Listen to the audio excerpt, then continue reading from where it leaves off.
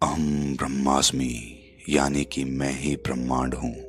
ये सच है कि एक इंसान के भीतर पूरा ब्रह्मांड बसता है, लेकिन समस्या तब पैदा होती है जब वो खुद पर विश्वास नहीं कर पाता। इसीलिए जीवन में कभी सफल भी नहीं हो पाता। रामायण का एक बहुत प्रसिद्ध प्रसंग है। जब वानर सेना माता सीता की खोज के लिए निकली थी, तो कोई भी वानर समुद्र लांघ कर माता सीता की खोज लाने के लिए तैयार नहीं हुआ, क्योंकि किसी को खुद पर विश्वास नहीं था कि उनके अंदर इतनी शक्ति हो सकती है कि वो एक समंदर को लांघ कर अशोक वाटिका में पहुंचकर माता सीता की खोज खबर ले सके। लेकिन जब जामंत जी ने हनुमान जी को उनकी शक्तियां याद दिलाईं, तो वही हनुमान जी समुद्र लांघ कर माता सीता की खोज लेने के बाद लंका को जलाकर वापस लौट आते हैं। इसी प्रकार दुनिया में बहुत सारे लोग अपनी शक्तियों को भूल जाते हैं। उन्हें ये स्मरण ही नहीं रहता कि वो असीम संभावनाओं के साथ पैदा हुए हैं, और धीरे धीरे खुद पर विश्वास करने से ज्यादा वो दूसरों पर विश्वास करने लगते हैं, और वहीं पर उन्हें धोखे मिलने लगते हैं। आज की जो कहानी मैं आप लोगों को सुनाने वाला हूँ, उससे आपको ये पता चलेगा कि एक इंसान खुद पे से विश्वास क्यों खो देता है, क्यों वो खुद की शक्तियों को भूल जाता है, और वो क्या तरीके होते हैं जिनसे अपनी शक्तियों को वो दोबारा से याद कर सकता है और अपने जीवन में फिर से सफल हो सकता है। तो चलिए कहानी शुरू करते हैं। इससे पहले कि आप इस कहानी में खो जाएं, इस चैनल को सब्सक्राइब जरूर कर लें। एक सम्राट अपने महल के अंदर बड़ी असमंजस की स्थिति में चक्कर लगा रहा था। कभी वो अपनी राजगद्दी पर बैठता, कभी अपनी दाढ़ी खुजलाता और फिर से चक्कर लगाने लगता। सम्राट को इतना चिंतित देखकर उसकी पत्नी उसके पास पहुंची और वो उनसे पूछती है कि हे परमेश्वर, आप बड़ी चिंता में दिख रहे हैं। आखिर ऐसी क्या चिंता है जो आप रात में सो भी नहीं पा रहे हैं? बहुत समय से मैं आपको देख रही हूँ। शायद आप किसी बड़ी उलझन में हैं, लेकिन वो उलझन क्या हो सकती है? हमारा साम्राज्य तो बड़े अच्छे से चल रहा है, किसी बात की कोई फिक्र नहीं है, तो आपकी नींद किस चिंता की वजह से उड़ी हुई है? अगर आप मुझे बताने की कृपा करेंगे तो शायद मैं कोई सुझाव दे सकूं, जिससे कि आपकी उलझन दूर हो सके। सम्राट बड़े दुखी मन से कहता है कि रानी, मैं तुम्हें क्या बताऊं, मेरी समस्या ऐसी है जिसे कोई भी हल नहीं कर सकता। सम्राट ने आगे कहा कि तुम तो जानती ही हो प्रिय, हमारे सिर्फ एक बेटा है, और उसी पुत्र के भविष्य की चिंता मुझे सताए जा रही है। उसमें इतना सामर्थ्य नहीं है, वो बहुत भोला भाला है। मुझे यही चिंता सता रही है कि मेरे जाने के बाद ये किस प्रकार इस राज्य को चला पाएगा। कहीं ऐसा ना हो जाए कि मेरे मरने के बाद कोई मंत्री उसके साथ धोखाधड़ी करके पूरा राज्य खुद हड़प ले। क्या करूं, क्या ना करूं, कुछ समझ नहीं आता। सम्राट का बेटा बचपन में शारीरिक रूप से बड़ा दुर्बल था। दूर दूर से वैद्य उसके उपचार के लिए बुलाए जाते थे, और इसीलिए सम्राट के मन में अपने पुत्र के प्रति एक छाप पैदा हो गई कि मेरा बेटा तो बड़ा दुर्बल है, और जो छाप एक बार मन में पड़ जाती है वो बड़ी मुश्किल से साफ होती है। इसीलिए जीवन में किसी के प्रति कोई छवि नहीं बनानी चाहिए। जीवन नित्य बदलता रहता है। जो फूल कल खिला था आज वो मुरझा चुका है। इसीलिए जीवन कभी ठहरता नहीं है, वो पानी की तरह बहता रहता है। जब सम्राट के बेटे को ये एहसास हुआ कि उसका पिता उसे दुर्बल समझता है, दूसरों से कमजोर मानता है, तो उसके बाद उसके बेटे ने शारीरिक मेहनत करनी शुरू कर दी, और कुछ ही सालों में वो शारीरिक रूप से बहुत मजबूत हो गया था। लेकिन पिता के मन में पड़ी हुई छाप अभी भी वैसी की वैसी ही थी। वो अभी भी अपने बेटे को सिर्फ कमजोर, दुर्बल और दूसरों से कम आंकता था। अक्सर ऐसा होता ही है, बहुत सारे माता पिता अपने बेटे को दूसरों से कम समझते हैं, इसीलिए वो बार बार दूसरों का उदाहरण उन्हें देते हैं, जिससे उनके बेटे के मन में उन लोगों के प्रति ईर्ष्या पैदा होने लगती है। सम्राट का बेटा जितनी ही कोशिश करता अपने आप को दूसरों से ऊंचा दिखाने की, उसका पिता उसे उतना ही कमजोर समझने लगता। अब सम्राट ने अपने बेटे के हर काम में कोई ना कोई कमी निकालनी शुरू कर दी। वो अपने बेटे की उस कमी को दूर करते हुए उसे समझाते कि बेटा, मैं तुम्हारी भलाई के लिए ये सब कर रहा हूँ। तुम अच्छे से सारे काम सीख लो मुझसे, ताकि जीवन में तुम गलतियां ना करो। धीरे धीरे सम्राट के बेटे को ऐसा लगने लगा कि मेरा पिता मुझे नीचा दिखाना चाहता है, और इस सोच के कारण उसकी ईर्ष्या अपने पिता के प्रति और ज्यादा बढ़ गई।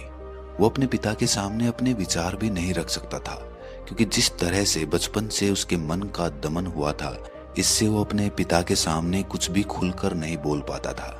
अगर सम्राट का बेटा अपने पिता से अपने मन की बात कर लेता तो शायद वो घटना टल सकती थी जो उस साम्राज्य के इतिहास के पन्नों में हमेशा के लिए दर्ज हो गई। सम्राट के बेटे के मन में अपने पिता के प्रति इतना द्वेष भर गया कि उसने अपने मंत्रियों, अपने सिपाहियों के साथ मिलकर अपने ही पिता का खून कर दिया। अपने पिता का खून करने के बाद भी वो उसकी लाश में खंजर बार बार घोंपता रहा, क्योंकि उसके अंदर की जो छटपटाहट थी, जो नफरत थी, जो ईर्ष्या थी, वो शांत उसके मरने के बाद भी नहीं हो रही थी। इसीलिए वो अपने पिता की लाश में खंजर घोंपते घोंपते बार बार चिल्लाता था कि अब तो तुम समझ गए होगे कि मैं दूसरों से ज्यादा बेहतर हूं। मैं आपसे भी बेहतर था, लेकिन आपने कभी मुझ पर यकीन नहीं किया। ये कहानी सुनाने के बाद गुरु ने अपने शिष्य से पूछा कि इस कहानी से तुम्हें क्या शिक्षा मिलती है? क्या जो कुछ हुआ वो किसी तरीके से टल सकता था? संध्या का समय था, आसमान में सूर्यास्त हो रहा था, पक्षी अपने घोंसलों की तरफ वापस लौट रहे थे। गुरु हर रोज अपने शिष्यों को एक कहानी सुनाते थे और उस कहानी के माध्यम से उन्हें शिक्षा दिया करते थे। सम्राट की ये कहानी सुनने के बाद एक शिष्य ने खड़े होकर गुरु से कहा कि गुरुजी, हर पिता अपने पुत्र से प्रेम तो करता ही है, इसीलिए अपने बेटे को बेहतर बनाने के लिए वो उसकी कमियां निकालता है, उसे अपनी सीख देता है, अपने जीवन के अनुभव उसके साथ साझा करता है। तो इसमें उसके बेटे को इतनी ईर्ष्या, इतना गुस्सा करने की क्या आवश्यकता थी? इस पर दूसरे शिष्य ने खड़े होकर कहा कि गुरुदेव, ज्ञान और कमियां सही समय, सही वक्त और सही जगह देखकर दिया जाना चाहिए, तभी उसका सही उपयोग होता है।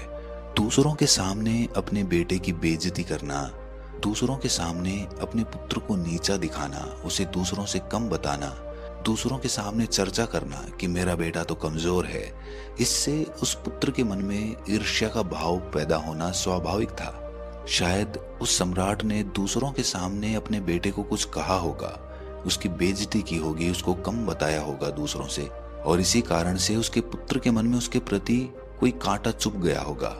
ये सुनकर एक और शिष्य ने एक उत्तर दिया। उसने कहा कि गुरुदेव, हमेशा किसी इंसान की कमियां निकालने की जगह कभी कभी उसको शाबाशी भी देनी चाहिए, ताकि उसे ऐसा ना लगे कि सिर्फ मेरी कमियां मुझे बताई जा रही हैं।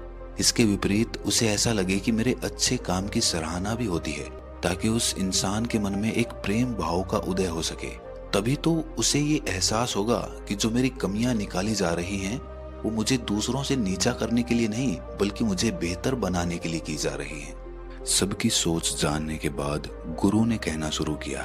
गुरु ने कहा कि हर एक इंसान इस दुनिया में असीम संभावनाओं के साथ पैदा होता है, लेकिन हमारा समाज हमेशा किसी इंसान की संभावनाओं को देखने की बजाय उसकी कमियां देखता है, और बार बार किसी की कमियां उसके सामने रखने के बाद उस इंसान का खुद पे से विश्वास उठता चला जाता है।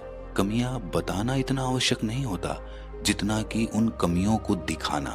जब तक किसी इंसान को खुद ये एहसास ना हो जाए कि वो कुछ गलती कर रहा है, उसमें कुछ कमी है, तब तक आप उसे कितना भी समझा लें, उसे कुछ समझ में नहीं आएगा। मान लीजिए कि कोई आदमी किसी पौधे में पानी दे रहा है और आपको पता है कि वो पौधे में ठीक तरह से पानी नहीं दे रहा है, और आप खड़े होकर ये देख रहे हैं। तो सबसे पहली बात उसे आप ये कहेंगे कि आप पौधे में ठीक से पानी नहीं दे रहे हैं, तो उसको कुछ समझ नहीं आएगा। लेकिन अगर आप खुद पानी देकर उसे दिखाएंगे तो उसे समझ में आने की संभावना ज्यादा बढ़ जाती है। तब उसे ये एहसास होगा कि वो गलती कर रहा था। लेकिन ये समाज सिर्फ ये बता देता है कि तुम गलती कर रहे हो, लेकिन उसे ये दिखाता नहीं है कि ये गलती किस तरह से ठीक की जा सकती है। इसके साथ साथ एक बात और जान लेनी आवश्यक होती है कि एक पिता का अपना अभिमान होता है।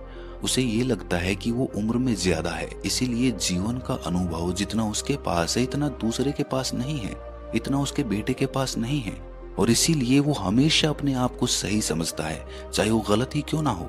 और इसके विपरीत जो कम उम्र का उसका बेटा है, उसकी हर बात उसे गलत लगती है, उसमें कुछ ना कुछ कमी लगती है। लेकिन अनुभव उम्र बढ़ने से नहीं आता है, वो तो सही समझ, सही होश पैदा करने से आता है। कम उम्र का इंसान भी ज्यादा अनुभवी हो सकता है अगर वो सचेत है, जागा हुआ है, होश में है तो। और कुछ लोग अपना पूरा जीवन बिता देते हैं लेकिन उसके बाद भी उनके जीवन में कोई ऐसा अनुभव नहीं होता जिस पर वो अपना प्रमाण दे सके, क्योंकि उनका पूरा जीवन एक सुप्त अवस्था में बीता है। तभी तो कुछ इंसान ऐसे होते हैं जो एक ही गलती को बार बार दोहराते रहते हैं। तो क्या आप ऐसे इंसान को अनुभवी कह सकते हैं जो एक ही गलती बार बार दोहरा रहा हो? और इसके साथ साथ एक बात और समझ लेनी आवश्यक होती है कि किसी भी इंसान के काम में कमी वही निकाल सकता है जो उस कार्य क्षेत्र में अपने आप में अनुभवी हो, जो उस काम को अच्छे से जानता हो। जो जिस काम को जानता ही नहीं है और व्यर्थ में उसके बारे में अपनी राय दे रहा है, तो वो राय किसी काम की नहीं है, वो सिर्फ उसके अहंकार का प्रमाण होता है। अगर शरीर में कोई बीमारी है तो उसका इलाज कोई चिकित्सक ही बताएगा। अगर कोई बिना चिकित्सा का अध्ययन किए किसी को बीमारी ठीक करने की सलाह देगा तो उल्टा वो उसका नुकसान करेगी। अगर सम्राट एक बार भी अपने बेटे की जगह खुद को रख कर देखता तो उसे एहसास हो पाता कि उसके बेटे के अंदर कितना दर्द है, कितना गुस्सा है, और वो गुस्सा किस वजह से है वो ये भी समझ पाता। लेकिन वो तो एक सम्राट था, उसका एक अहंकार था। वो कभी भी अपने आप को अपने बेटे की जगह रखकर उसकी भावनाओं को महसूस नहीं कर पाया। मैं ये नहीं कहता कि उसके बेटे ने जो किया वो सही था, लेकिन उसका पिता भी पूरी तरह से सही नहीं था। शायद उसकी परवरिश में ही कोई कमी थी, इसी वजह से उसको ऐसा परिणाम भुगतना पड़ा। और अगर आप किसी इंसान की बार बार कमियां दिखाते रहेंगे तो वो अपनी असीम संभावनाओं को कभी नहीं जान पाएगा। और इसके विपरीत अगर आप हमेशा किसी इंसान को गलत काम के लिए भी शाबाशी देते रहेंगे तो वो अहंकार से लिप्त हो जाएगा, वो गलत काम को भी सही मानने लगेगा। इसीलिए बड़ी सतर्कता के साथ उसका सही मार्गदर्शन करना अति आवश्यक होता है। कमियां भी बताना और अच्छे काम के लिए शाबाशी देना भी, दोनों बातें बहुत जरूरी होती हैं। अगर आप सिक्के का सिर्फ एक पहलू पकड़कर चल रहे हैं तो आप अपने आप को मुसीबत में डाल लेंगे। किसी को भी मजबूत बनाने का सबसे अच्छा तरीका यही है कि तुम खुद पर उसका विश्वास कायम कर दो। अगर उसका खुद पर विश्वास बन गया तो वो किसी भी कठिन परिस्थिति को अपने अनुसार ठीक कर सकता है। और इसके विपरीत अगर किसी इंसान को बर्बाद करना हो तो उसका खुद पे से विश्वास ही उठा दो तो वो जीवन में कुछ भी नहीं कर पाएगा। आत्मविश्वास ही सबसे बड़ा मूल मंत्र है जो एक इंसान को जीवन में सफल बना सकता है। लेकिन सबसे बड़ा सवाल यही है कि उस आत्मविश्वास को पैदा कैसे किया जाए, और वो होता है निरंतर अभ्यास से। जब आप बार बार अभ्यास करते हैं, जीवन की कठिन परिस्थितियों को झेलते हैं, उनसे पार उतरते हैं, तो धीरे धीरे आपको बड़ी से बड़ी मुसीबत भी छोटी लगने लगती है।